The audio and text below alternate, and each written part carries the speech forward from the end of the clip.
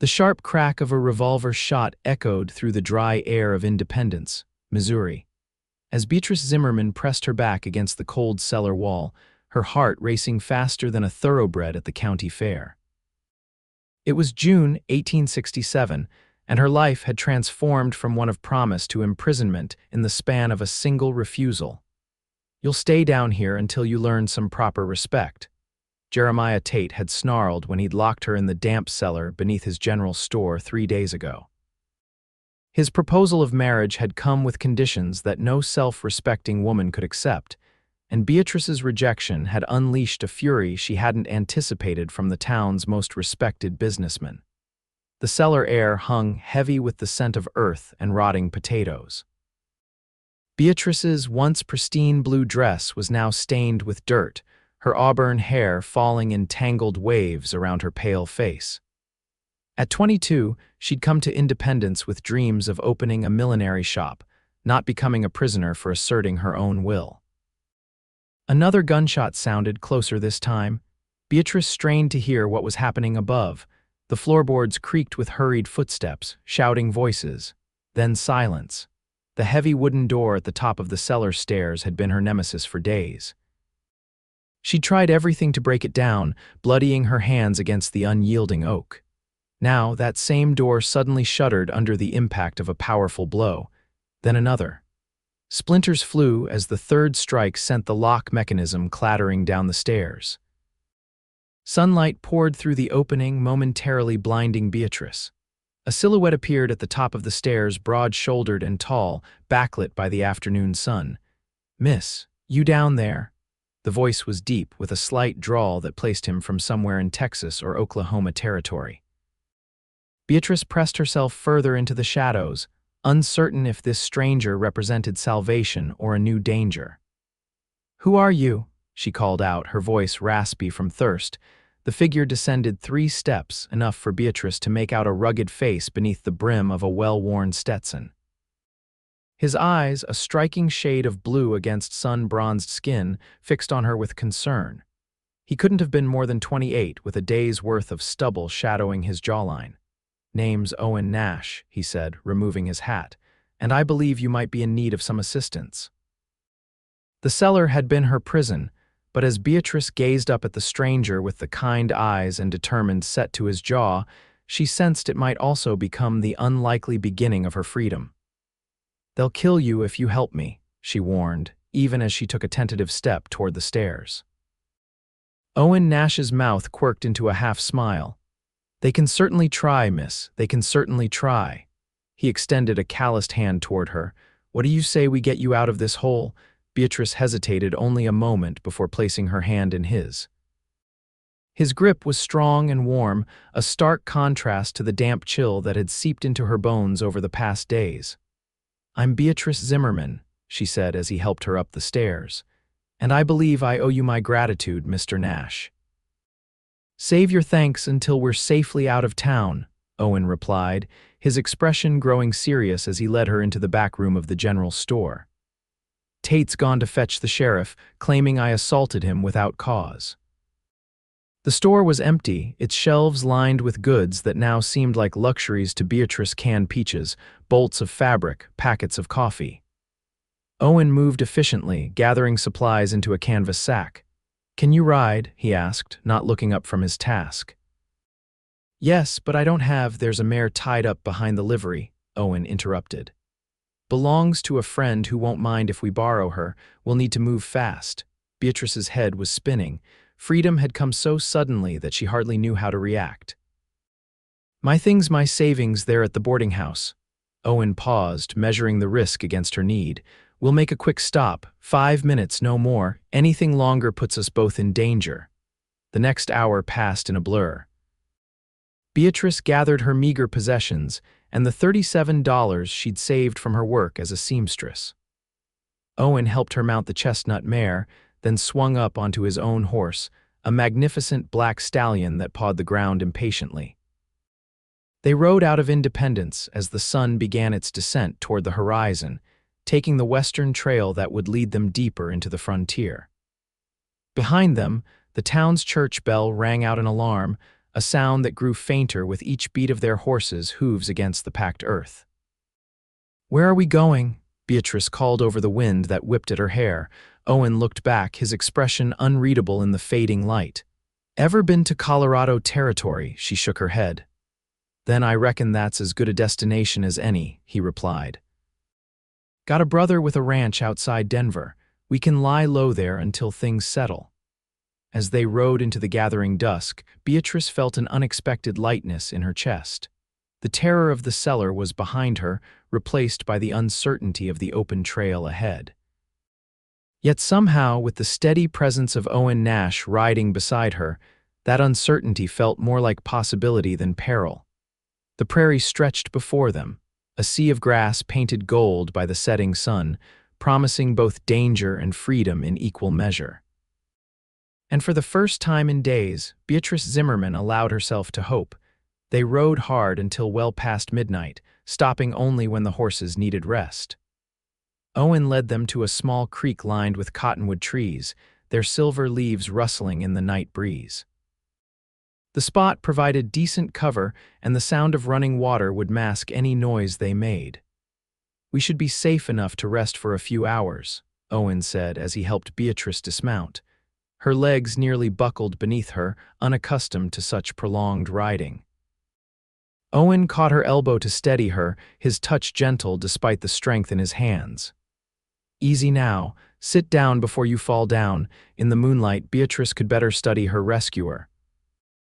There was something in the way he moved, a fluid grace that belied his size, that spoke of a man accustomed to danger. A thin scar ran along his left jawline, and when he removed his gloves, she noticed a healed burn mark across the back of his right hand. "You're not just a cowboy, are you?" she asked as he set about making a small, smokeless fire.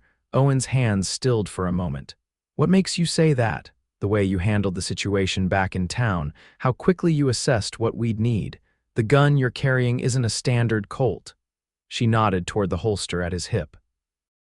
"And you're too comfortable with running from the law." A smile tugged at the corner of his mouth. "Observant, that'll serve you well out here." He continued building the fire. "I rode with the 2nd Colorado Cavalry during the war. After that, I scouted for wagon trains heading west." He paused.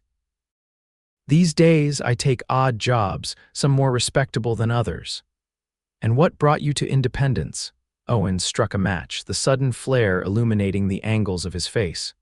"Heard a rumor about a woman being held against her will by a man who thinks he owns half the county." He looked up at her. "I don't much care for men who believe they can treat people like property." Beatrice wrapped her arms around herself, suddenly chilled despite the mild night. "Jeremiah Tate proposed marriage last month. When I declined, he became persistent. Said I owed him for giving me work when I first arrived in town." She swallowed hard. "3 days ago, he cornered me in the storeroom, tried to force himself on me. I fought back. That's when he locked me in the cellar, said he'd keep me there until I saw reason." Anger flashed in Owen's eyes, but his voice remained calm. "No one's going to force you to do anything you don't want to, Miss Zimmerman, not while I'm around. Please call me Beatrice," she said softly. "After what you've done for me, formalities seem unnecessary." "Beatrice, then," he nodded, the name seeming to settle comfortably on his tongue. "You should eat something, then get some rest. We'll move on before dawn." He produced hardtack, jerky, and a tin of peaches from his saddlebag's simple fare that tasted like a feast to Beatrice after days of near starvation. As she ate, Owen explained that they'd need to avoid the main trails and towns for at least a week. "Tate has connections throughout Missouri and Kansas," he said, pouring her a cup of coffee. "But his reach doesn't extend much beyond that. Once we hit Colorado territory, we should be able to breathe easier. And your brother's ranch, will he welcome unexpected guests?" Owen smiled, a genuine expression that transformed his serious face. "Benjamin's place is something of a haven for those needing a fresh start. He won't ask questions." Beatrice studied him over the rim of her tin cup. "And what about you, Owen Nash? Do you make a habit of rescuing damsels in distress, or was I a special case?" A shadow passed over his features. "Let's just say I recognize injustice when I see it. Now get some sleep. I'll take first watch." Despite her exhaustion, Beatrice found sleep elusive. She lay wrapped in the blanket Owen had provided, watching him through half-closed eyes as he sat with his back against a tree, rifle across his knees, gaze scanning the darkness beyond their small camp. There was something comforting about his vigilance, yet troubling too, a reminder that their journey was far from over, and that danger still lurked behind them. When she finally drifted off, her dreams were filled with cellar shadows and the echoing sound of a door splintering open. Dawn arrived with a chorus of birdsong and the soft nickering of horses. Beatrice awoke to find Owen already breaking camp, moving with the quiet efficiency she was coming to associate with him. "Any trouble during the night?" she asked, rising to fold the blanket. "Nothing but a curious coyote and an owl that seemed mighty interested in our supplies," Owen replied. "But we should get moving. I want to cross the Kansas border by midday." They ate a quick breakfast of the remaining peaches and set off as the eastern sky blazed with streaks of pink and gold. The prairie looked different in the morning light, less threatening, more alive with possibility. Wildflowers dotted the grasslands, splashes of purple and yellow against the green. As they rode, Owen pointed out landmarks and taught Beatrice how to read the landscape. "See those cottonwoods in the distance, means water nearby, and that rise of land to the south good place for an ambush, so we'll give it wide berth." "You seem to know this country well," Beatrice observed. "Had to learn. Territory like this doesn't forgive carelessness." He glanced at her. "Where are you from originally? Your accent suggests somewhere back east." "Pennsylvania," she replied. "My father was a schoolteacher in a small town outside Philadelphia. After he and my mother died of influenza 3 years ago, there wasn't much keeping me there. So you headed west alone." There was a note of respect in his voice. "The alternative was marrying my father's replacement at the school, a man 30 years my senior with wandering hands and 4 children from his previous marriage." Beatrice shuddered at the memory. The frontier seemed the better option. Owen nodded, understanding in his eyes. "Freedom's worth the risk, I reckon." By midday, they crossed into Kansas territory, stopping at a small creek to water the horses and stretch their legs. Beatrice winced as she dismounted, her muscles protesting the unaccustomed hours in the saddle. "We'll find a proper place to rest tonight," Owen promised, noting her discomfort. "There's a homestead about 20 miles ahead run by a widow who's sympathetic to travelers in difficult situations." "Is that what we are now?" Beatrice asked. "Travelers in a difficult situation." Owen's expression grew serious. "Tate will have telegraphed ahead to towns along the main routes. There might be wanted posters with our descriptions within a day or two." Beatrice felt a chill despite the warm sun. "What charges would he claim?" "For you, probably theft." "For me, assault, maybe kidnapping. Nothing that would stick in a fair court, but enough to get posses looking for us."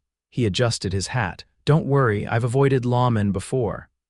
"That's not exactly reassuring," Beatrice said dryly. Owen's mouth quirked in that half-smile she was beginning to find oddly charming. "Trust me, Beatrice, I won't let any harm come to you." The strange thing was, she did trust him, this man she'd known for less than a day. Perhaps it was the way he'd risked himself to free her, or how he treated her with a respect she'd rarely experienced from men. Whatever the reason, Beatrice found herself placing her faith in Owen Nash with a certainty that should have alarmed her. They reached the homestead Owen had mentioned just as the sun began to set. It was a modest place, a sturdy log cabin with a small barn and fenced garden, but well kept. Smoke curled from the stone chimney and chickens scratched in the yard. The widow, Mrs. Eleanor Carson, proved to be a stern-faced woman in her 50s with sharp eyes and a no-nonsense manner. She took one look at Beatrice's disheveled appearance and Owen's watchful stance and ushered them inside without preamble. "You'll be wanting food, baths, and beds in that order," she declared. "Mr. Nash, you can tend to the horses. Miss, you come with me. I've water heating on the stove that'll do for washing up." The luxury of warm water and soap nearly brought Beatrice to tears. Mrs. Carson provided a clean dress that had belonged to her daughter, married and moved to California 2 years ago, and brushed out Beatrice's tangled hair with surprising gentleness. "How long have you known Mr. Nash?" the older woman asked as she worked. We met yesterday, Beatrice admitted. He helped me out of a difficult situation. Mrs. Carson's hands paused briefly. That sounds like him, always finding strays that need looking after. She resumed, brushing. Known Owen since he was a boy. His father used to stop here on cattle drives north. Good man, but hard. Left those boys to fend for themselves too young after their mother passed. Boys, you mean Owen and his brother Benjamin, and the middle one, James, died at Shiloh from what I heard. Mrs. Carson set down the brush. Owen doesn't talk about the war much, but it changed him, made him restless. Used to dream of having his own spread, but now he just drifts. Beatrice absorbed this information, adding it to the puzzle that was Owen Nash. Why would he risk himself for a stranger? For me, Mrs. Carson studied her for a moment. Some men see a wrong and can't walk past it. Owen's one of those, always has been. She stood, smoothing her apron. Come on, supper's waiting, and that man of yours will be wondering what's become of you. He's not Beatrice began, but the widow had already left the room. Supper was a hearty affair: rabbit stew, cornbread, and preserved peaches eaten at Mrs. Carson's scrubbed wooden table. Owen, freshly washed and wearing a clean shirt, seemed more relaxed than Beatrice had yet seen him, laughing at their hostess's sharp-witted stories and offering news from his travels. After the meal, Mrs. Carson shooed Owen to a room off the kitchen while leading Beatrice to a small bedroom that clearly belonged to her absent daughter. Sleep as long as you need, she instructed. No one will trouble you here. Alone in the clean, simple room, Beatrice sat on the edge of the bed, running her fingers over the patchwork quilt. The events of the past days seemed like a strange dream: the terror of the cellar, Owen's unexpected rescue, their flight across the prairie. Yet her sore muscles and the lingering fear in her chest were real enough. A soft knock at the door roused her from her thoughts. Owen stood in the hallway, his tall frame seeming too large for the modest space. I wanted to check that you're settled, he said, keeping a respectful distance. And to let you know our plan for tomorrow. We'll head southwest from here, avoiding the main trails. It'll add a few days to our journey, but it's safer. Beatrice nodded. I trust your judgment. She hesitated, then asked the question that had been bothering her since they'd fled independence. What happens when we reach your brother's ranch? Will you stay? Something flickered in Owen's eyes, uncertainty, perhaps, or a deeper emotion she couldn't name. Benjamin will see you're taken care of regardless. As for me, he shrugged. One day at a time, Beatrice. That's how I've learned to live. It wasn't the answer she'd hoped for, though she couldn't have said why it mattered. Thank you, she said instead. For everything? Owen nodded, his expression softening. Get some rest, we've got a long road ahead. As he turned to go, Beatrice called after him. Owen, why did you really come to Independence? The truth, please. He paused, his back to her, shoulders tense. For a moment she thought he might not answer. When he did, his voice was quiet but clear. Tate cheated my father out of breeding stock 15 years ago, cattle that would have saved our ranch.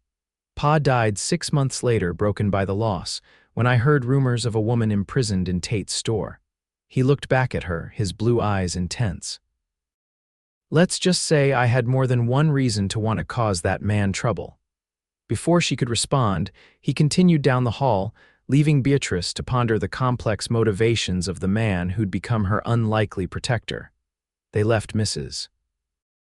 Carson's homestead before sunrise the next morning, provisioned with fresh supplies and 2 additional canteens of water.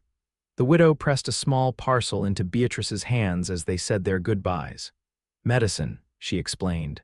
Herbs, bandages, and the like. The frontier has a way of delivering unexpected injuries. Owen accepted the gift of a Bowie knife with a nod of thanks, tucking it into his boot before helping Beatrice mount her horse. As they rode away from the homestead, Beatrice looked back to see Mrs. Carson standing in her doorway, a solitary figure against the lightening sky. Will we see her again? She asked. Owen adjusted his hat against the rising sun. Life out here doesn't make promises, but I try to pass through when I can. She's one of the good ones. The day stretched before them, hot and dusty as they traveled across the Kansas plains. Owen kept them to lesser-used trails, sometimes cutting across open country where the only signs of human presence were distant plumes of smoke from homesteaders' chimneys. By mid-afternoon, the heat had become oppressive. They stopped in the shade of a rocky outcrop, the horses blowing hard from exertion. Beatrice slid from her saddle, legs shaky, and sank to the ground, feeling the cool stone against her back. "We're making good time," Owen said, squatting beside her and offering a canteen. "But we need to be careful with the horses in this heat." Beatrice drank deeply, the water warm but welcome. "How much farther to Colorado?" "3 days, maybe 4 at this pace," he replied, scanning the horizon. "Once we're in the territory, we can risk the more traveled routes. Make better time." A comfortable silence fell between them as they rested, broken only by the buzzing of insects and the occasional stamping of hooves. Beatrice found herself studying Owen's profile, the strong line of his jaw, the way his eyes narrowed against the bright light, the small scar near his temple partially hidden by his hair. "You're staring," he said without looking at her, a hint of amusement in his voice.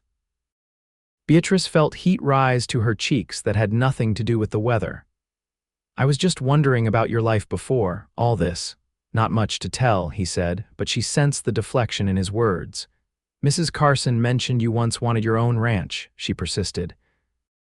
"Is that still your dream?" Owen was quiet for a long moment, his gaze fixed on something distant. "Dreams change," he finally said. "After the war, I couldn't settle, tried going back to Benjamin's place, but the walls seemed to close in on me." He glanced at her. "Some men aren't made for staying put. And some just haven't found the right reason to stay," Beatrice countered softly. Their eyes met, and something unspoken passed between them, a recognition, perhaps, of kindred spirits adrift in the vast uncertainty of the frontier. The moment stretched, taut with possibility, until Owen abruptly stood.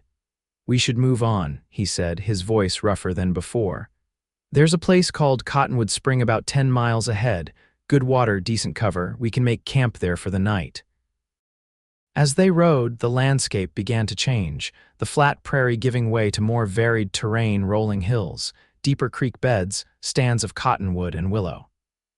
The air grew cooler as evening approached, bringing welcome relief from the day's heat.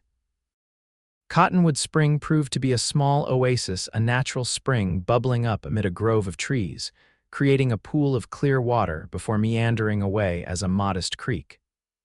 The cottonwoods provided both shade and concealment, their leaves rustling in the gentle breeze. Owen went about making camp with practiced efficiency, setting up a small fire in a stone ring that suggested others had stopped here before. Beatrice, determined to be useful, gathered additional firewood and helped prepare a simple meal from their provisions. As darkness fell, the prairie came alive with night sounds, the distant howl of coyotes, the chirping of crickets, the occasional hoot of an owl. Stars appeared overhead, more numerous than Beatrice had ever seen back east, the Milky Way a brilliant ribbon across the velvet sky. "It's beautiful," she breathed, gazing upward as she sat by the fire. Owen, cleaning his revolver across from her, looked up. "One of the few things I missed during the war, seeing the stars clearly, too many campfires, too much smoke." He reassembled the weapon with deft movements. "My mother used to tell us the stars were windows to heaven, where the angels could look down on us." "Do you believe that?" Beatrice asked. A ghost of a smile touched his lips. "I believe my mother was a woman of extraordinary faith in a hard land. Whether the angels are watching or not, I couldn't say. What about you? Do you have faith, Owen?" He considered the question as he holstered his revolver. "I've seen too much to believe in a benevolent God overseeing every sparrow's fall. But I've also seen courage and kindness in the darkest places." He looked at her across the flames. "I suppose I have faith in people, some people anyway." "Like Mrs. Carson," Beatrice suggested. "Like her," Owen agreed. "And like you," Beatrice felt an unexpected warmth at his words. "You hardly know me." "I know enough." His eyes held hers. "I know you had the courage to refuse a powerful man when it would have been easier to submit. I know you survived days in that cellar without breaking. I know you've ridden hard for 2 days without a single complaint, despite being saddle sore and exhausted." He leaned forward. Strength like that doesn't come from nowhere, Beatrice Zimmerman. No man had ever spoken to her with such respect, such genuine admiration. It left her momentarily speechless, uncertain how to respond. "We should get some rest," Owen said into the silence. "I'll take first watch again." "Wake me for second watch," Beatrice insisted. "I can handle a rifle and you need sleep too." Owen looked as though he might argue, then nodded. "4 hours, then I'll wake you." Beatrice curled up in her blanket near the fire, watching through half-closed eyes as Owen positioned himself against a tree trunk, rifle across his knees as he had the previous night. There was something profoundly reassuring about his presence, a steadiness that made the dangers of their situation seem less threatening. As sleep began to claim her, Beatrice realized with a start that her feelings toward Owen Nash were evolving into something more complicated than mere gratitude.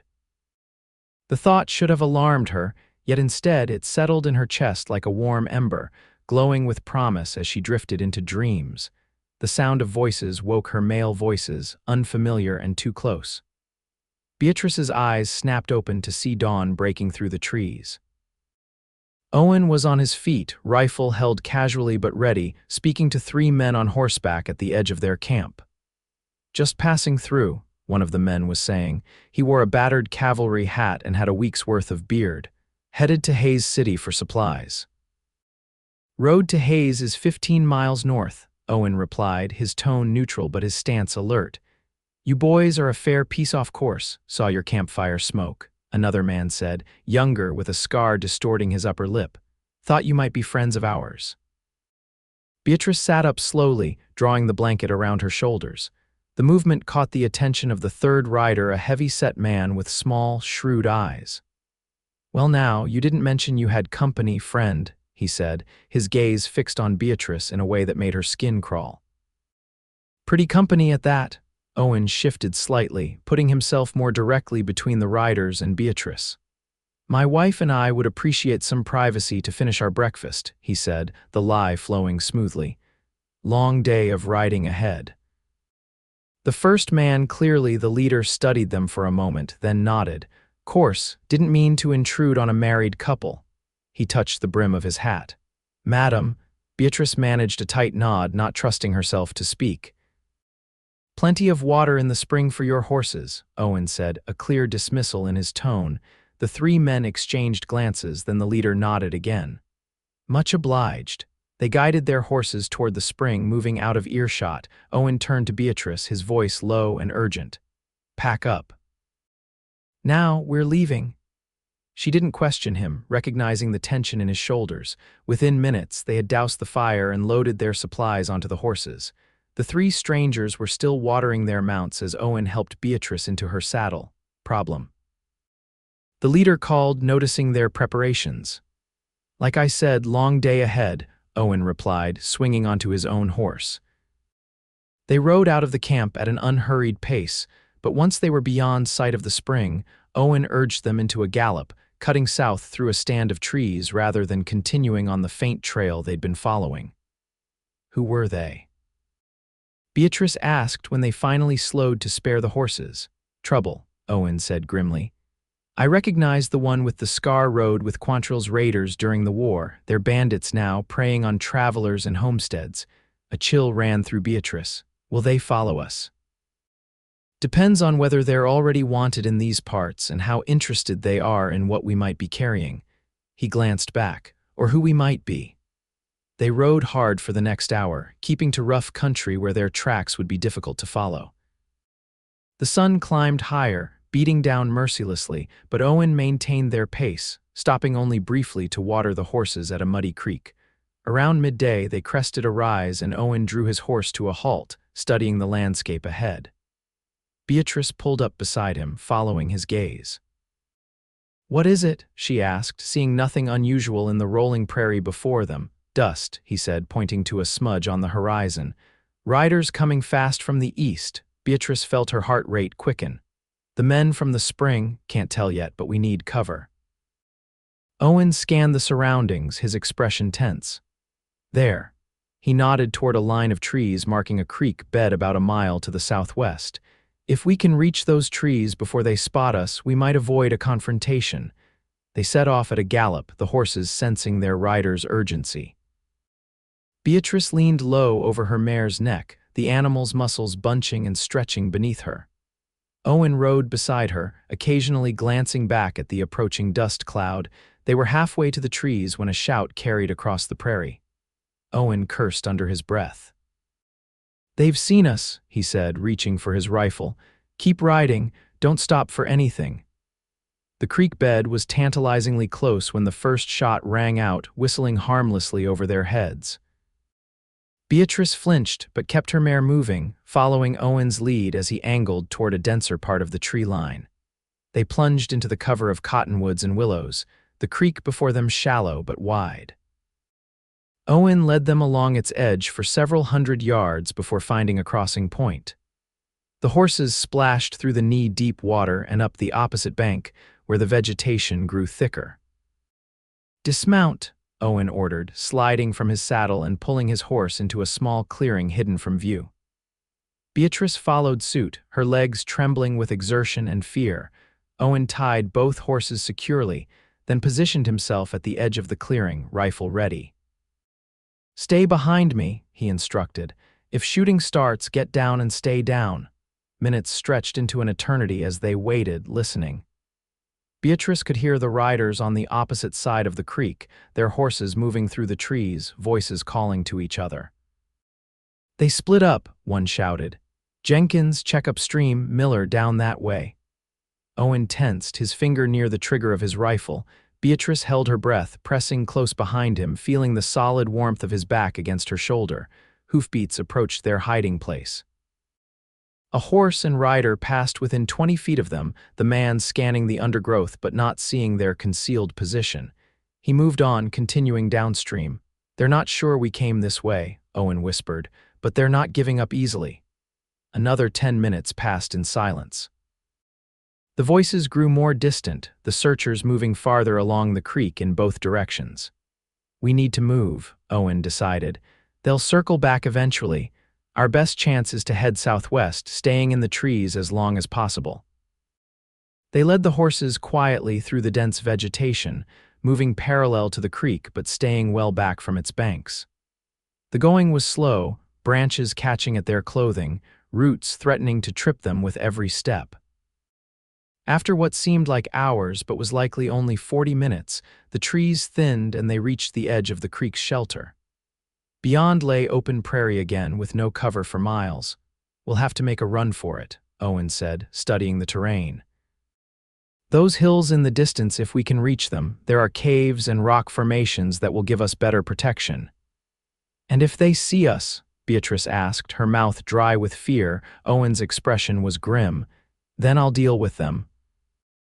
The implication was clear, and Beatrice felt a wave of guilt. This man was prepared to kill for her, had perhaps already risked more than she knew. "Owen," she began, her voice barely audible. "You don't have to, I do," he interrupted, his blue eyes intense as they met hers. "I made you a promise, Beatrice. I intend to keep it." Something passed between them in that moment, an understanding deeper than words could express. Beatrice nodded, accepting both his protection and the responsibility that came with it. They mounted their horses and emerged from the tree line at a careful walk, scanning the surroundings for any sign of pursuit. Seeing nothing, Owen gradually increased their pace, heading for the distant hills that shimmered in the afternoon heat. They were halfway across the open ground when a shout rang out behind them. Glancing back, Beatrice saw 3 riders emerge from the trees far to their left, having apparently crossed the creek at a different point. "Ride," Owen commanded, spurring his stallion forward. Beatrice urged her mare to follow, the animal responding with a burst of speed. The ground flew beneath them, the hills growing larger with each stride. Behind them, the bandits gave chase, but their horses, already tired from the morning's pursuit, began to fall behind. The gap widened, hope rising in Beatrice's chest as the first rocky outcroppings came into view. They might actually escape. The crack of a rifle split the air. Owen's horse faltered, stumbling before regaining its footing. Beatrice saw Owen lean forward, checking the animal. "Are you hit?" She called, fear clenching her heart. Horse took it in the flank, he shouted back. He can still run, but not for long. The hills loomed before them now, a series of rocky ridges and gullies offering numerous hiding places. Owen led them toward a narrow ravine, the stallion's gait growing increasingly uneven.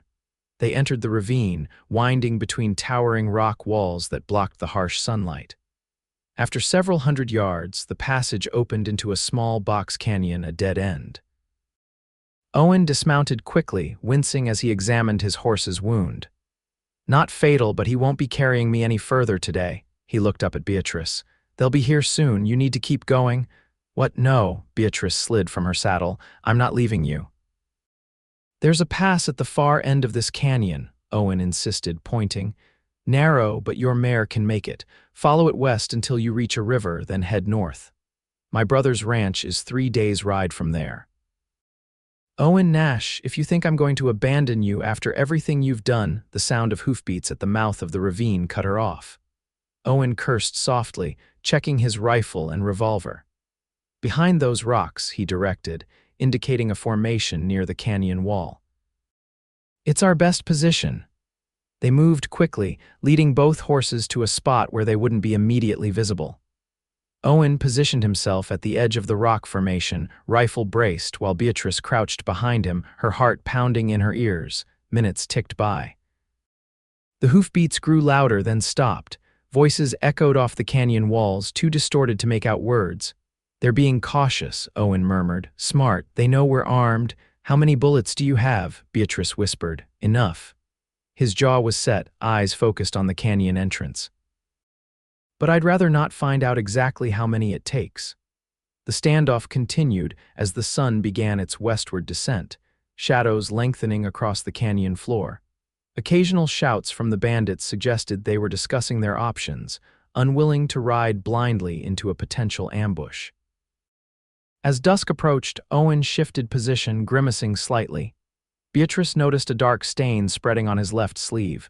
You're hit, she gasped, reaching for him. Grazed me earlier, he admitted. It's nothing. But his face had grown pale, his movements less fluid. The wound was clearly more serious than he was admitting.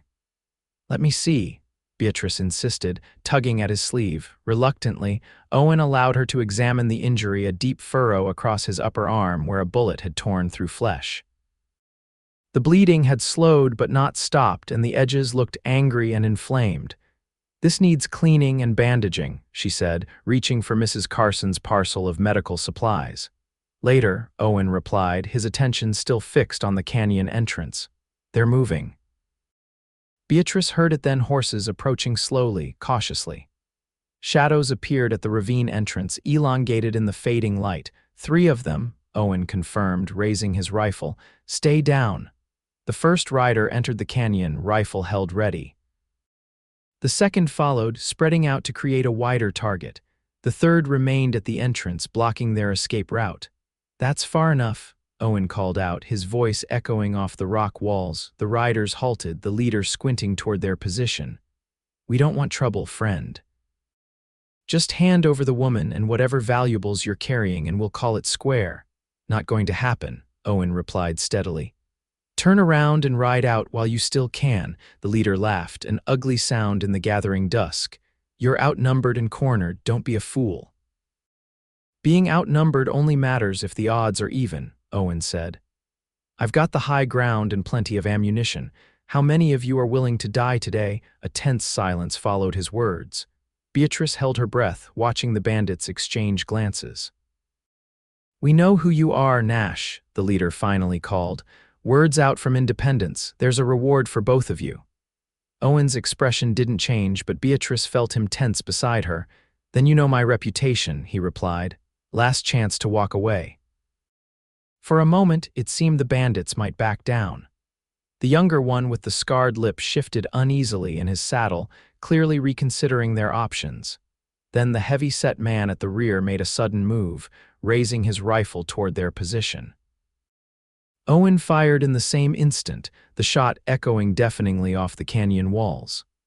The man cried out, clutching his shoulder, his rifle clattering to the ground. Chaos erupted. The leader fired back, bullets chipping stone inches from Owen's head. He returned fire methodically, each shot placed with deadly precision despite his injured arm. Beatrice pressed herself against the rock wall, heart hammering. The gunfire was deafening in the confined space, the acrid smell of powder burning her nostrils. A bullet struck the rock beside her, sending fragments flying. One caught her cheek, a sharp sting followed by warmth as blood trickled down her face. Owen glanced back, saw the blood, and his expression hardened. He fired again, and the leader's horse reared, throwing its rider to the ground. The man scrambled for cover, firing wildly as he moved. The younger bandit, seeing his companions wounded, suddenly wheeled his horse and galloped back toward the ravine entrance. The leader shouted after him, cursing his cowardice. "It's over," Owen called out. "Throw down your weapon."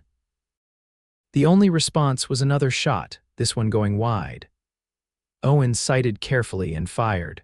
The leader cried out, dropping his revolver and clutching his leg. Silence fell over the canyon, broken only by the injured man's pained groans and the nervous shuffling of horses.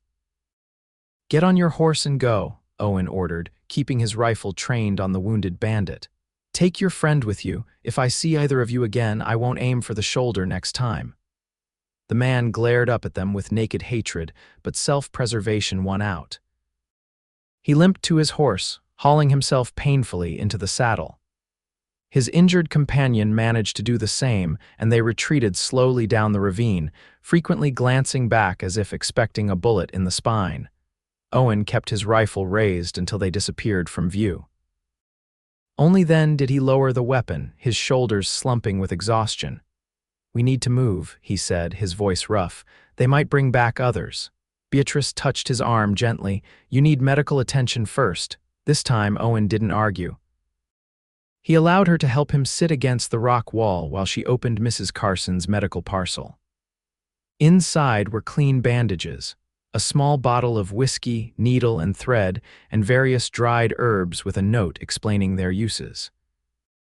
Working quickly by the last light of day, Beatrice cleaned Owen's wound with whiskey, apologizing when he hissed in pain. The bullet had carved a deep groove through the muscle of his upper arm, but hadn't hit bone or major blood vessels. "You're lucky," she murmured as she applied a poultice of herbs that Mrs. Carson's note identified as helping prevent infection. "I don't believe in luck," Owen replied, watching her work. "Just skill and preparation, and occasionally the kindness of capable women." Beatrice felt a blush warm her cheeks as she wrapped his arm in clean bandages. Their faces were close, his breath warm against her skin as she leaned in to secure the wrapping. When she finished, her hands lingered on his arm, reluctant to break the contact. Owen's eyes, dark in the fading light, searched hers. "Thank you," he said softly. "You've saved my life multiple times in the past 3 days," she replied. "Bandaging your arm seems a small repayment." "Is that what this is, repayment?" There was something in his tone, a question beyond the words themselves. Beatrice held his gaze. "No," she admitted. "That's not what this is." The moment stretched between them, heavy with unspoken feelings. Then Owen winced as he shifted position, breaking the spell. "We should move deeper into the hills," he said, struggling to his feet. "Find somewhere more defensible to spend the night." With Owen's stallion injured, they were forced to proceed on foot, leading both horses. Beatrice insisted on carrying the rifle, despite Owen's protests that he could manage. They followed a narrow path that wound through the rock formations, eventually finding a small plateau sheltered by overhanging stone. "This will do," Owen decided, surveying the natural fortress. "One approach, good visibility, and that overhang will hide our fire from anyone below." They made camp as night fully descended, the temperature dropping rapidly as it often did on the prairie. Beatrice tended the horses while Owen, despite his injury, managed to build a small fire using dead wood gathered along their route. The flames cast dancing shadows across the rock wall as they shared a meager supper of hardtack and jerky. Neither spoke much, the events of the day weighing heavily upon them. "Will they come back?" Beatrice finally asked, voicing the fear that had been building since their escape. Owen stared into the fire. "Not tonight. They'll need to tend their wounds, and they've learned we're more trouble than they expected." He glanced at her. But this confirms Tate has spread word about us. We'll need to be even more careful from here on. How far are we from your brother's ranch now? 4 days, maybe 5 with the stallion injured. We'll need to avoid settlements, stick to rough country. Beatrice nodded, accepting the difficulty ahead. And when we get there, what then? Owen was silent for a long moment, the firelight playing across his features. Benjamin will give you a place to stay as long as you need. He's a good man, fair. His wife Sarah is kind, if a bit reserved at first. He poked at the fire with a stick. You could build a new life there if you wanted. Denver's growing fast, plenty of opportunity for a woman with skills. And you, Beatrice pressed, will you stay too? The question hung in the air between them. Owen's eyes met hers across the flames, something vulnerable in their depths that she hadn't seen before. I don't know, he admitted. I haven't stayed anywhere for long since the war. Because you haven't wanted to, or because you haven't found a reason to, a ghost of a smile touched his lips. You ask difficult questions, Beatrice Zimmerman. I'm beginning to think you prefer difficult things, she replied softly. Difficult journeys, difficult fights, difficult women. His smile widened slightly. Perhaps I do, Beatrice gathered her courage, heart pounding. And am I difficult? The most difficult, he said, but his tone held no complaint, and the most worth the effort. The words sent warmth spreading through her chest, a feeling both terrifying and exhilarating. They'd known each other mere days, yet Beatrice felt a connection to Owen Nash that defied rational explanation. Perhaps it was the intensity of their shared danger, or perhaps something deeper, a recognition of kindred spirits that transcended time and circumstance. You should rest, Owen said, breaking the charged silence. I'll take first watch. You're injured, Beatrice protested. You need sleep more than I do. I've functioned on less rest with worse injuries, he countered, but I promise to wake you in a few hours. Reluctantly, Beatrice settled near the fire, wrapping herself in the blanket. Despite her exhaustion, sleep proved elusive as her mind replayed the day's events, the chase, the gunfight, the quiet intensity of Owen's gaze across the firelight. When she finally drifted off, her dreams were a confusing blend of danger and desire, of running and finding, of cellar darkness and the promise of dawn. The next 3 days passed in a blur of vigilant travel and cautious rest. They moved primarily at night and in the early morning hours, using the heat of midday to rest in whatever shelter they could find. Owen's stallion recovered enough to carry their supplies, though not a rider, so they took turns on Beatrice's mare while the other walked. Owen's wound began to heal without signs of infection, thanks to Mrs. Carson's herbs and Beatrice's careful tending. His strength returned gradually, though he pushed himself harder than was wise, determined to maintain their pace. They crossed into Colorado territory on the 4th day after the canyon encounter, the landscape changing subtly, more hills, rockier terrain, the distant peaks of mountains visible on the western horizon. The air seemed clearer somehow, the sky a deeper blue. Another day's ride to the river, Owen informed her as they made camp that evening. Then 2 more to Benjamin's ranch, assuming we don't encounter any more trouble. They had seen no further sign of pursuit since leaving the hills, but both remained wary, avoiding the main trails and scanning the horizon frequently for dust clouds that might indicate riders. The isolation had created an unexpected intimacy between them. Conversations that began about practical matters, water sources, landmarks, weather signs often deepened into more personal revelations as they rode side by side or sat together by small campfires. Owen spoke of his childhood on his father's struggling ranch, of his mother's death when he was 12, of his decision to join the Colorado Cavalry when the war erupted. Beatrice shared memories of her own parents, her education at a small ladies' seminary in Philadelphia, her dreams of independence that had led her westward.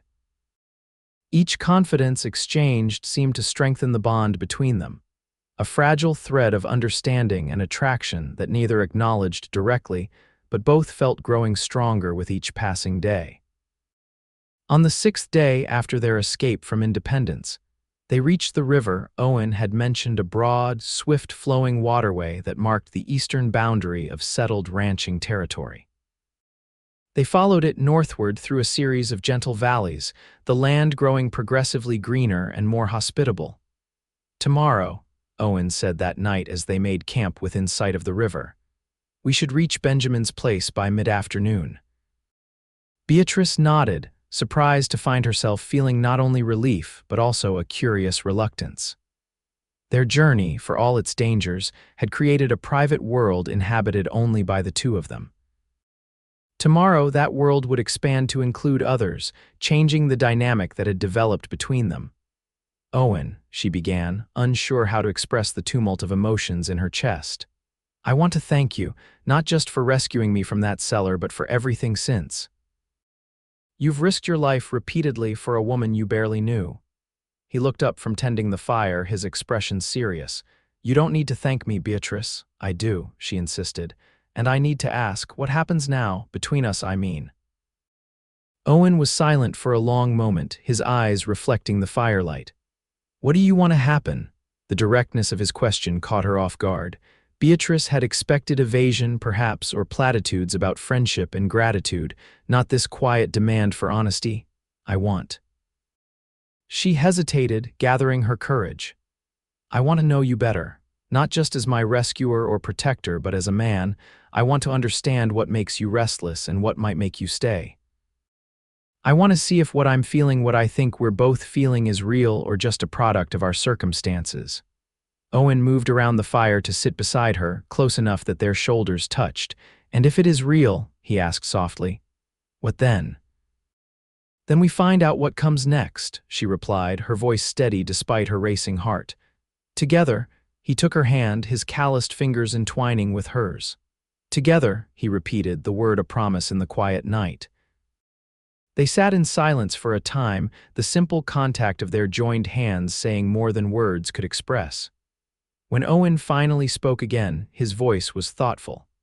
"I've been running for a long time, Beatrice, from memories, from responsibilities, from connections that might root me in one place." He looked at her, his blue eyes intent in the firelight. "But these past days with you, I've begun to wonder if running is all I'm good for." "You're good for many things, Owen Nash," she said softly. "Courage, loyalty, protection."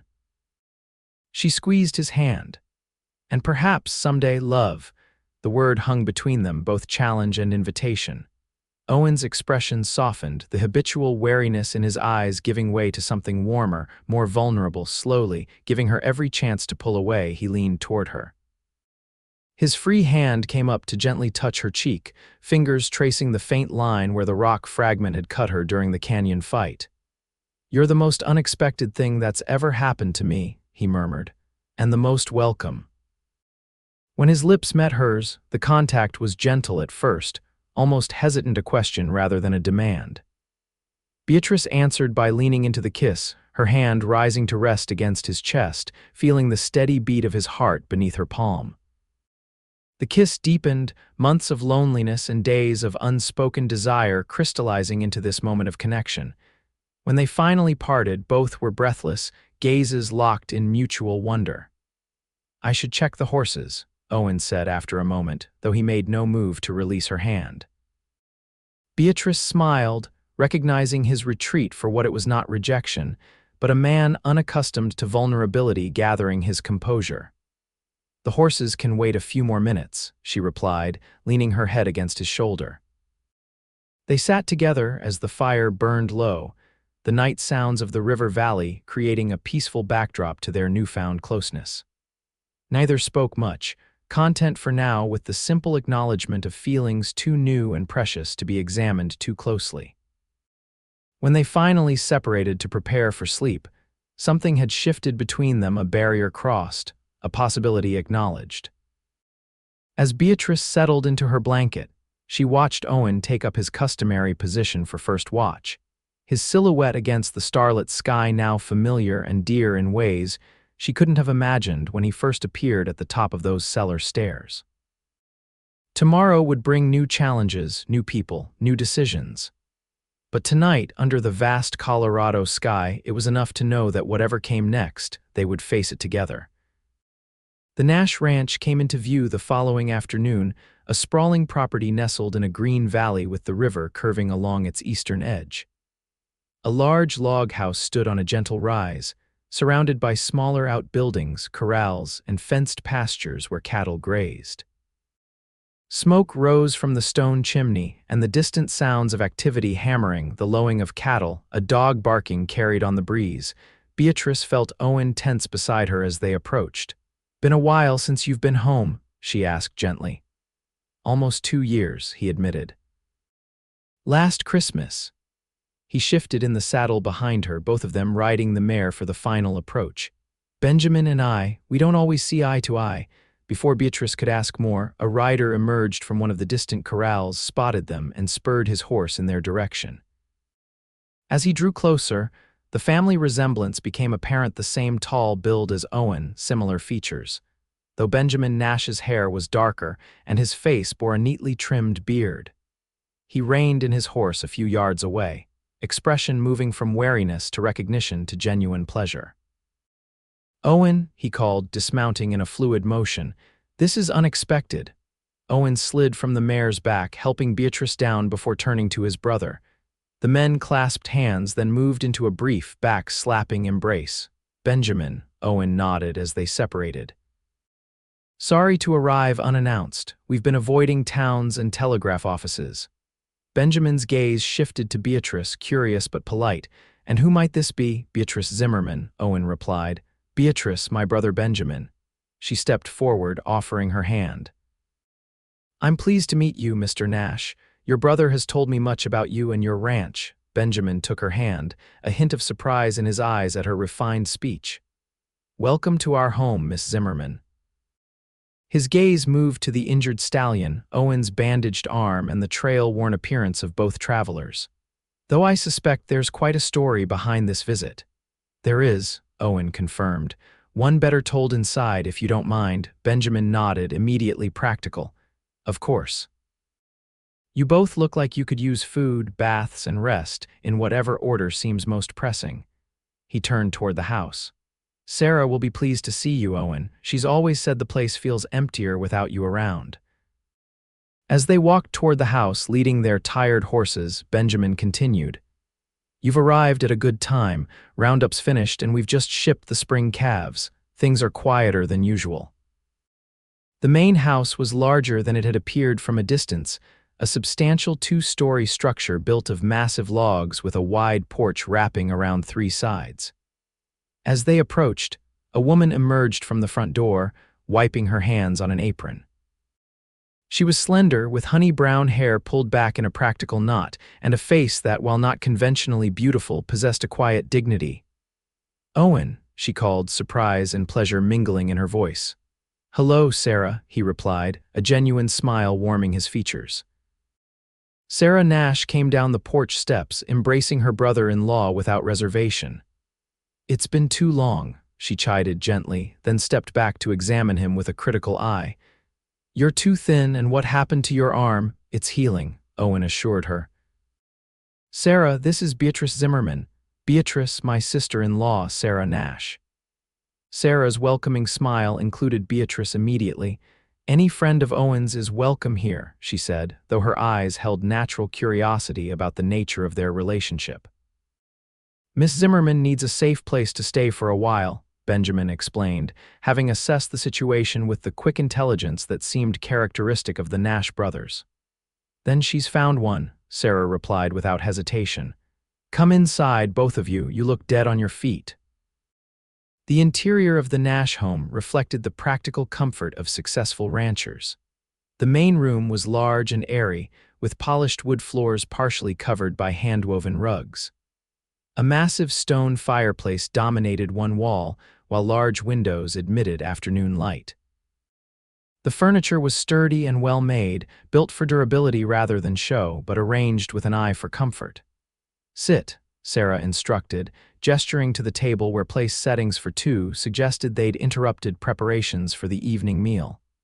"I'll add plates and put on more coffee." "You both look like you could use a hot meal." "I'll see to your horses," Benjamin offered. Owen, your old room's as you left it. The blue bedroom across the hall can be prepared for Miss Zimmerman." The simple efficiency of the Nash household welcomed them without fanfare or excessive questions. Within an hour, Beatrice found herself washed, dressed in a borrowed dress of Sarah's, a bit long but otherwise serviceable, and seated at the kitchen table with a bowl of hearty beef stew before her. Owen, similarly refreshed and wearing clean clothes that must have been left from his previous stay, ate with the focused intensity of a man who had subsisted on trail rations for too long. The brothers exchanged news between Bites Ranch business, mutual acquaintances, developments in Denver, while Sarah quietly ensured that plates remained full and coffee cups never emptied. Only when the meal was finished and they had moved to the more comfortable seating area near the fireplace did Benjamin finally broach the subject of their arrival. "So," he said, settling into an armchair across from where Owen and Beatrice sat side by side on a leather sofa. "What kind of trouble are you running from this time?" Owen's mouth quirked in a half-smile. "What makes you think we're running from something?" Benjamin raised an eyebrow. "You show up unannounced, looking like you fought a war with an injured horse and a woman who, forgive me for saying so, Miss Zimmerman, appears to have been through considerable hardship, and you've been avoiding towns." He shrugged. "It doesn't take a genius to see you're in some kind of difficulty." "Fair enough," Owen conceded. He glanced at Beatrice, a silent question in his eyes. At her nod, he proceeded to tell their story: the rescue from Tate's cellar, their flight from Independence, the encounter with the bandits in the canyon. He omitted certain details, particularly the more personal developments between them, but provided enough information for his brother to understand the situation. When he finished, Benjamin was silent for a moment, absorbing the tale. Sarah, who had joined them partway through, looked troubled but not surprised, as if her brother-in-law's involvement in such events was not entirely unexpected. "So this man Tate," Benjamin finally said, "he's put out word about you both, with a reward." Owen nodded. "That's what the bandits claimed. I don't know how far his influence reaches, but Missouri and Kansas certainly aren't safe for either of us right now." "And you came here," Benjamin stated, his tone neutral but his eyes sharp, "bringing potential trouble to my door." "If you'd prefer we move on," Owen began, tension evident in his posture. "Don't be ridiculous," Benjamin interrupted. "This is your home too, always has been. I'm simply establishing the facts." He turned to Beatrice. "Miss Zimmerman, please understand that you're welcome here for as long as necessary. The Nash family takes care of its own." The implication that she was now, in some way, included in that definition was not lost on Beatrice. She felt a flush of gratitude warm her cheeks. "Thank you, Mr. Nash." "I don't intend to be a burden." "Benjamin, please," he corrected. "And I've no doubt you'll make yourself useful. Sarah always says we could use another pair of capable hands around here." Sarah nodded agreement. "The household help is limited to Mrs. Guthrie, who comes in 3 days a week, and she's getting on in years. If you have any domestic skills, they'd be most welcome." "I was trained as a seamstress," Beatrice offered, "and I managed my father's household after my mother died." "Perfect," Sarah smiled. "We'll find plenty for you to do if you're so inclined, but first rest. You both look exhausted." Indeed, the comfort of the house and the substantial meal had made the fatigue of their journey suddenly overwhelming. Beatrice found herself struggling to keep her eyes open, the past week's tension and vigilance demanding payment now that safety had been reached. "I'll show you to your room," Sarah said, noting her drooping eyelids. "Owen knows his way." The blue bedroom proved to be a pleasant chamber on the second floor, simply furnished but comfortable, with a large bed covered in a patchwork quilt, a washstand, dresser, and a rocking chair near the window that overlooked the valley. "There are nightgowns in the dresser," Sarah explained. "They might be a bit large, but they're clean. Bathrooms at the end of the hall. We have indoor plumbing, one of Benjamin's pride and joys. Hot water takes about 10 minutes to heat up." "This is lovely," Beatrice said, genuinely touched by the woman's matter-of-fact kindness. "I can't thank you enough for taking me in like this."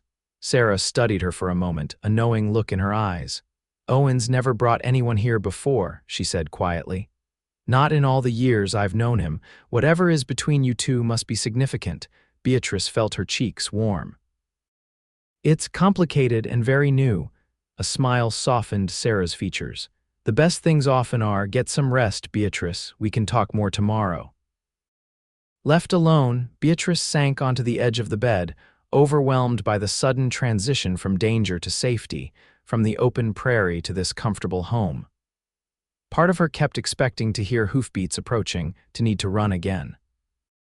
The sense of security felt almost unreal after days of constant vigilance. A soft knock at the door roused her from these thoughts. She opened it to find Owen standing in the hallway, his expression uncertain in a way she hadn't seen before. "I wanted to make sure you're settled," he said, remaining in the doorway, "and to say good night." "I'm fine," she assured him. "Your family has been incredibly welcoming. They're good people." He hesitated, clearly wanting to say more but conscious of their new surroundings, where privacy was no longer guaranteed and propriety suddenly mattered again. Beatrice stepped closer, lowering her voice. "This doesn't change anything, Owen. What I said last night, I meant it." Relief flickered across his features. "I'm glad. I wasn't sure if now that you're safe." "Now that I'm safe, I still want to know you better," she finished for him. "I still want to see what might be possible between us." He nodded, some of the tension leaving his shoulders. "Get some rest." "We'll talk more tomorrow." As he turned to go, Beatrice caught his hand. Owen, when he looked back, she rose on her tiptoes and pressed a soft kiss to his cheek. "Thank you for everything." A smile touched his lips, not the guarded half-smile she'd grown accustomed to, but something fuller, reaching his eyes. "Good night, Beatrice." "Good night, Owen." She closed the door and leaned against it, a curious mixture of exhaustion and elation flowing through her veins. Beyond the window, the Colorado sunset painted the valley in shades of gold and amber, the distant mountains purple against the fading sky. After days of danger and uncertainty, Beatrice had found not only safety but also the promise of something she had almost stopped believing in: a place to belong, and perhaps someone to belong with. The next week passed in a blur of adjustment and discovery. The Nash Ranch operated like a small, self-sufficient community with a rhythm and routine all its own. Benjamin oversaw the daily operation of the cattle business with the help of a foreman and a dozen cowboys. Sarah managed the household and a substantial vegetable garden that supplied much of their produce. Beatrice found her place gradually, helping Sarah with household tasks, mending clothes for the ranch hands, and learning the patterns of this new world. The work was satisfying, the surroundings peaceful, and for the first time in years, she felt the possibility of putting down roots. Owen's position within the household was more complicated. He clearly knew the ranch intimately, yet held himself slightly apart from its daily operations. He spent time with Benjamin, riding the property boundaries, discussing cattle markets and ranch improvements, but there was an underlying tension between the brothers that neither spoke of directly. In the evenings, the four of them would gather in the main room, Benjamin reading reports or correspondence, Sarah working on mending or knitting, while Owen and Beatrice often played chess or simply talked quietly. These peaceful domestic scenes felt both foreign and strangely right to Beatrice, who had known little stability since leaving Pennsylvania. She and Owen found moments alone, walks along the river in the late afternoon, early morning rides across the pastures where they could speak freely. Their relationship developed cautiously, both aware of the unusual circumstances that had brought them together and the challenges that might lie ahead. "Benjamin wants me to take on more responsibility here," Owen confided during one such walk, a week after their arrival. "He's talking about splitting the operation, giving me the northern section to manage independently." "Is that what you want?" Beatrice asked, watching his profile as he gazed across the river. "I don't know," he admitted. 5 years ago, it was all I wanted. Now," he shook his head. "The war changed things, changed me." "In what way?" Owen was silent for a moment, searching for words. "I saw too much death, too much destruction, came back feeling like nothing was permanent, like building something only meant creating something that could be lost." He picked up a stone, tossed it into the flowing water, made it hard to invest in futures in places. Beatrice took his hand, a gesture that had become natural between them, and now his fingers tightened around hers. Now I'm beginning to wonder if maybe some things are worth the risk of loss. The words hung between them, heavy with meaning. Beatrice felt her heart quicken, hope and fear mingling in her chest. They had known each other such a short time, yet the intensity of their shared experiences had created a bond that defied conventional timelines. "Owen," she began, uncertain how to express the tumult of her feelings. A shout from the direction of the house interrupted her. They turned to see one of the ranch hands waving from the porch. "Mr. Nash, riders coming in." Owen tensed immediately, his hand moving instinctively to where his gun would normally be holstered. "Stay close to me," he instructed, leading Beatrice back toward the house at a brisk pace. As they approached, Benjamin emerged from the barn, striding toward the front of the property where dust indicated approaching horsemen. Owen and Beatrice joined him, tension evident in both brothers' postures. "Expecting anyone?" Owen asked quietly. Benjamin shook his head. "No business until next week, and social calls are rare out here." 3 riders appeared on the road leading to the ranch house, 2 men and a woman, all dressed for travel rather than trouble. As they drew closer, Benjamin relaxed slightly. "That's Sheriff Taylor from Denver," he said. "Don't recognize the others." The visitors reined in their horses in the yard. The sheriff, a weathered man in his 50s with iron-gray hair and a neatly trimmed mustache, touched the brim of his hat. "Afternoon, Benjamin," he called. "Hope we're not intruding." "Not at all, Sheriff," Benjamin replied, stepping forward to shake the man's hand as he dismounted. "What brings you out this way? Official business, I'm afraid." The sheriff's gaze moved to Owen and Beatrice. "These would be the folks I'm looking for, I expect." Owen moved subtly, positioning himself slightly in front of Beatrice. "Sheriff," he nodded, his expression carefully neutral. The sheriff sighed. "Owen Nash, should have known you'd be mixed up in this. Got some questions that need answering." "What kind of questions?" Benjamin interjected, his stance making it clear that any confrontation would involve him as well. "Perhaps we could discuss this inside," the sheriff suggested, glancing at the woman who had accompanied him, a dignified lady in her 60s, dressed in quality traveling clothes. Benjamin hesitated, then nodded. "Of course, Sarah can provide refreshments after your ride." As they moved toward the house, Owen kept close to Beatrice, his expression grim. "Whatever happens," he murmured, "let me do the talking." Inside, Sarah greeted their unexpected guests with the same composure she showed in all situations, quickly arranging seating in the main room and offering coffee. The formal atmosphere was tense as everyone settled, the Nash brothers flanking Beatrice on one side, the sheriff and his companions on the other. "Allow me to introduce Mrs. Eleanor Tate," Sheriff Taylor began, nodding to the older woman. "And Mr. James Wilson, attorney from Independence, Missouri." Owen's expression hardened at the name Tate, his hand finding Beatrice's in a protective gesture. "Mrs. Tate is the mother of Jeremiah Tate," the sheriff continued, "who I understand has made certain accusations against both of you."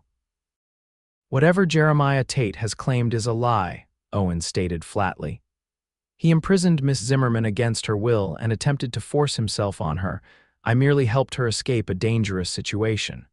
Mrs. Tate, who had been studying Beatrice intently, spoke for the first time. "Is this true, young woman?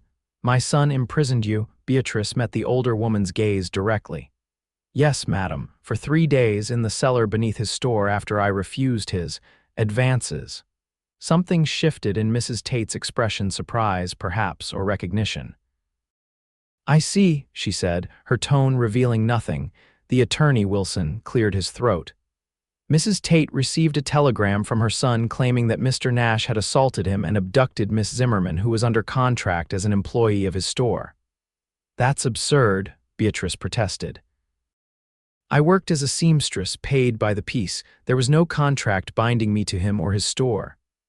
"Furthermore," Owen added, "I did not assault him without cause. He drew a weapon when I confronted him about Miss Zimmerman's imprisonment."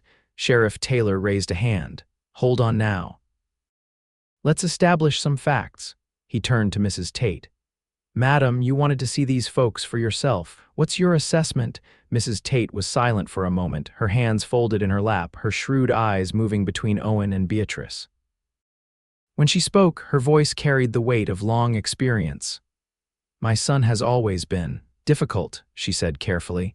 His father indulged him, allowed him to believe that wealth entitled him to whatever he desired. When his father died 5 years ago, Jeremiah inherited the business and a substantial fortune. She sighed. I had hoped responsibility would improve his character, but I fear it has only emboldened his worst tendencies. She turned to Beatrice. This is not the first time a young woman has made such claims against my son, Miss Zimmerman. It is, however, the first time someone has intervened so dramatically. The attorney shifted uncomfortably. Mrs. Tate, I must advise caution in what you disclose. Oh, be quiet, Mr. Wilson, the older woman snapped. I'm well past the age where I care about legal niceties. My son has behaved abominably, and I will not compound his sins by persecuting his victims. She looked at Sheriff Taylor. I am satisfied that Mr. Nash acted to protect Miss Zimmerman from genuine harm.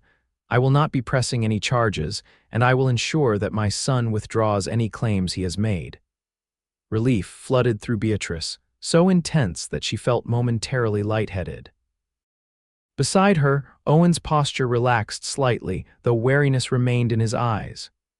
That's very generous, Mrs. Tate, Benjamin said, speaking for the first time since the revelations began. It is not generosity, Mr. Nash, but justice, she replied firmly. My son's behavior reflects poorly on our family name. It is time someone held him accountable. She turned back to Beatrice. I apologize for the suffering he caused you, Miss Zimmerman. If there is any compensation you seek— No, Beatrice interrupted. I want nothing from your family, Mrs. Tate. Just the freedom to live my life without fear of reprisal. The older woman nodded, a hint of approval in her eyes. A reasonable request and one I can grant. You need not fear further trouble from the Tate family. Sheriff Taylor cleared his throat.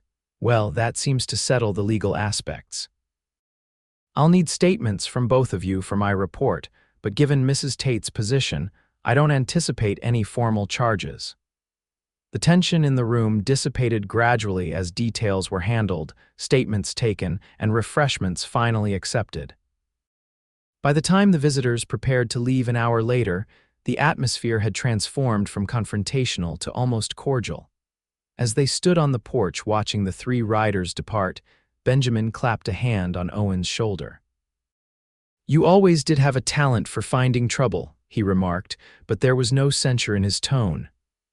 And for getting out of it, apparently, Owen replied, the corner of his mouth lifting in a smile. Beatrice, standing beside them, felt a weight lift from her shoulders that she hadn't fully acknowledged until now. The shadow of Jeremiah Tate's revenge had hung over her since their escape, a persistent fear that had colored even the peaceful days at the ranch. With that threat removed, the future suddenly seemed wider, full of possibilities she hadn't dared consider. That evening, after dinner, Owen asked Beatrice to join him for a walk despite the gathering dusk.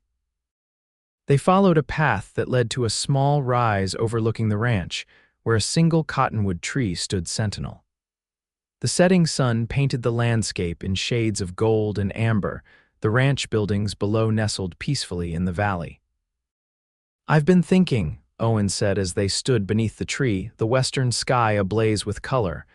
About what comes next. Beatrice turned to him, heart quickening. And what conclusions have you reached? Benjamin's offer is genuine, he replied. The northern section of the ranch, it could be a good start. Build a house, run cattle, put down roots. His eyes met hers, uncertainty and hope mingling in their blue depths. But it's not just my decision anymore. Beatrice understood the unspoken question. You're asking what I want. Owen nodded, his expression earnest. We met under extraordinary circumstances, Beatrice. I wouldn't blame you if, now that you're truly free, you wanted to explore other possibilities. Denver's growing fast. With your skills, you could establish yourself there, build an independent life. Is that what you think I want? Independence from you? I think, he said carefully. That you deserve the chance to choose without feeling obligated by what's happened between us." Beatrice stepped closer, close enough to feel the warmth of him in the cooling evening air. "Owen Nash, for a perceptive man, you can be remarkably obtuse." She placed a hand on his chest, feeling his heartbeat quicken beneath her palm. "I've had more than enough solitude in my life. What I choose is to build something with someone who values me for who I am. Someone who would break down a cellar door to free a woman he'd never met, simply because it was right." The intensity in his eyes made her breath catch. "Are you certain it won't be an easy life?" "I don't want easy," she replied softly. "I want real, I want you." Owen's hand came up to cup her cheek, his touch gentle despite the calluses on his fingers. "I've never believed in fate," he murmured. "Always thought life was what you made it, good or bad, but finding you in that cellar." He shook his head slightly, makes a man reconsider his philosophy. "Perhaps it wasn't fate," Beatrice suggested, leaning into his touch. "Perhaps it was simply two people who needed each other, finding one another at exactly the right moment." "Perhaps," he agreed, his thumb tracing the curve of her cheekbone.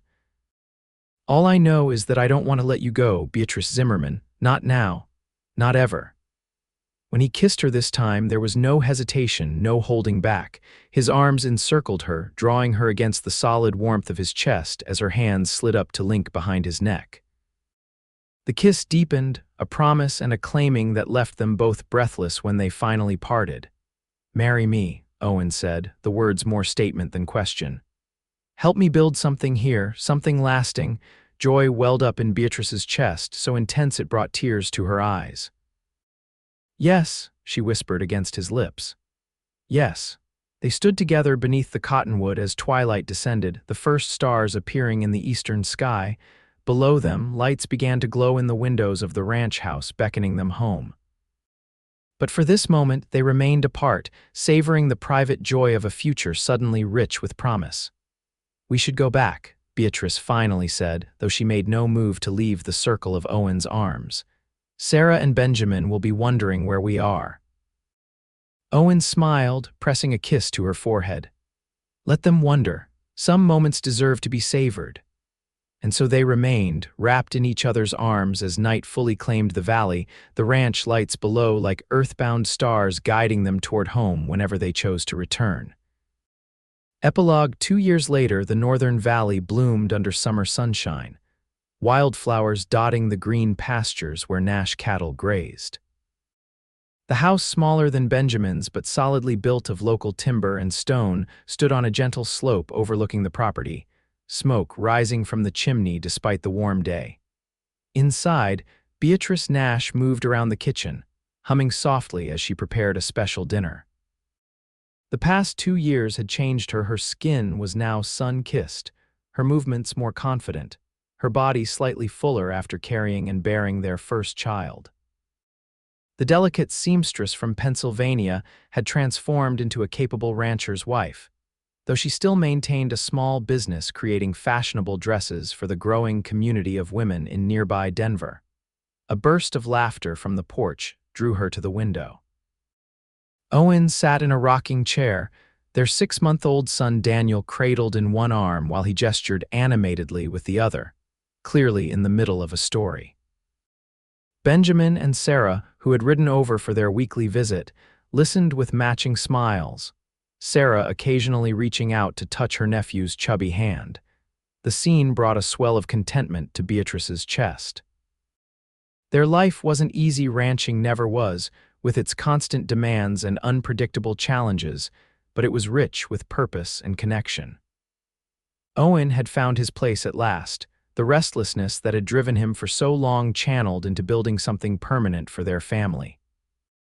As if sensing her gaze, Owen looked up, catching her eye through the window. The smile he gave her, full and unguarded, still had the power to quicken her pulse after 2 years of marriage. He beckoned for her to join them, and she wiped her hands on her apron, moving toward the door. The afternoon sunlight was golden as she stepped onto the porch, the air fragrant with summer grass and blooming clover. Owen reached for her hand as she approached, drawing her to his side. "Beatrice was just telling me about the new schoolhouse being built in the settlement," Sarah said. You must be pleased it'll make such a difference for the children as they grow. It's a sign of how things are changing, Benjamin agreed. When we first came here, there was nothing but open range for 50 miles. Now there's a proper settlement growing with a school, a church, even talk of a railroad spur eventually. Progress, Owen nodded, bouncing Daniel gently when he began to fuss. Though I hope it doesn't come too quickly. I've grown fond of our quiet valley. Beatrice took their son, settling him against her shoulder where he immediately calmed. Speaking of progress, she said, a smile playing at the corners of her mouth. I have news. Owen looked up at her, a question in his eyes. Daniel will have a brother or sister by next spring, she announced, the joy of the secret she'd been keeping for weeks finally shared.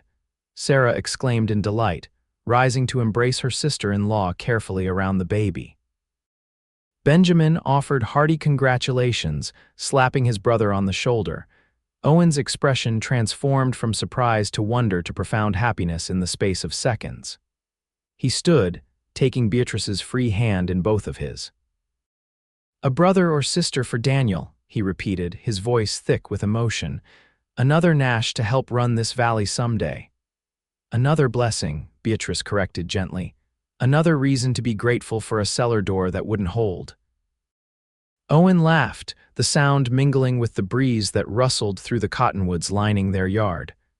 I thank that door every day, he said, leaning in to kiss her softly. And the woman who was brave enough to take freedom when it was offered. Freedom found me, Beatrice replied, leaning her head against his shoulder as they gazed out over the land that had become their home. And love kept me. Around them, the valley stretched green and vibrant in the summer light, a testament to new beginnings and the enduring promise of the frontier, not just of land and opportunity, but of hearts finding their true home in one another.